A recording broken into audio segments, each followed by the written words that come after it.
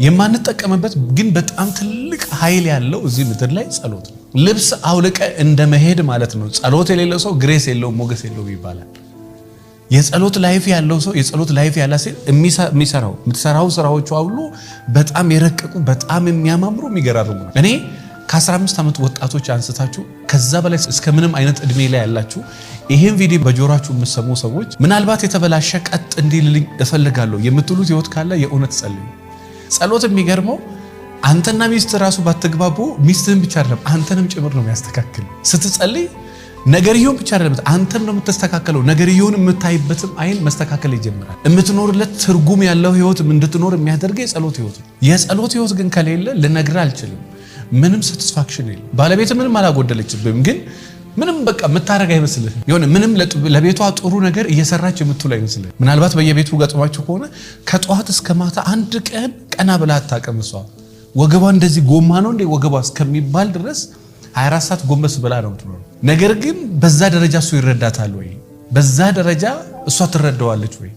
ደክሞ የሚመጣውን ደክማ የምትመጣዋን ሴት ምስጋና ታገኛለች ወይ? ለምስጋና ባይሆን የምትሰራው ለሰራው ነገር ሰው ክሬዲት ሲሰጥ ትንሽ ደስ ይላል። ዞሮ ነጥቡ ምንድነው? ልክ የጸሎት ላይፍ ሲኖር ሰውየው ብቻ አይደለም የሚስተካከለው፣ አንተም ነው የምትስተካከለው። የምትጸልይ ከሆነ ባለቤትሽም ነው የሚስተካከለው፣ አንቺም ነው የምትስተካከለው፣ ስራሽም ነው የሚስተካከለው፣ ሰራተኞችሽም ነው የሚስተካከሉት። የጸሎት ህይወት ካለ የምትመራው ህዝብም የምትመራው አንተም ተስተካከለ። የጸሎት ህይወት ደስ የሚለው እሱ ነው። አንተንም ሰዎችንም ጭምር ያስተካክላል። መጽሐፍ ቅዱስ እንደውም ማቴዎስ ወንጌል ምዕራፍ 26 ከቁጥር 41 ላይ ምን ይላል?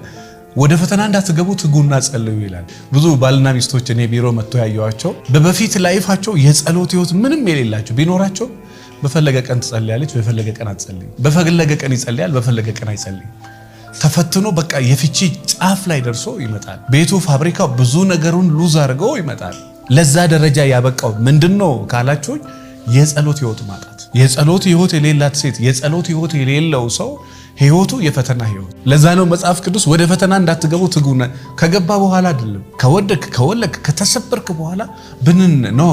መጀመሪያ ስማርት ሰዎች መጀመሪያ ነው አይ ጤናዬን ጠብቄ መቀጠል ፈልጋለሁ፣ ድርጅቴን፣ ራሴን፣ ጤናዬን፣ ሰላሜን ጠብቄ መቀጠል ፈልጋለሁ ካልክ ከወደክ በኋላ ሳይሆን መጀመሪያ ነው የምትጸልየው። ከወደክ በኋላ ችግር የለም። ነገር ግን ወደ ፈተና እንዳትገቡ ተክታችሁ መጀመሪያ ጸልዩ ስለተባለ መጀመሪያ ነው። ባለቤቷን ከፈታች ቤቷ ከተበጠበጠ ቤቷ ሲኦል ከሆነ በኋላ ብንን ስትል ኦኬ ለካ እግዚአብሔር ጋር መሄድ ነው። ዋይ ትዳሩ ተስተካከለም አልተስተካከለም ኮንሲስታንሲ ያለው የጸሎት ላይፍ ይኖርሽ። ከዛ እንዴት ህይወትሽ ቀጥ እንደሚል ባል ከመመኘት ባል ከመፈለግሽ በፊት መጀመሪያ ባሉ ፈተና ውስጥ የምትገቢ አይነት ምክንያት እንዳይሆንሽ መጀመሪያ ጸልይ። አመት ሊሆን ይችላል 10 አመት ሊሆን አንድ ከስተመር ያለችና 39 አመቷ ነው 2018ም ከስተመር አሁንም ድረስ ልቤ በእግዚአብሔር ሙሉ ነው ትላለች።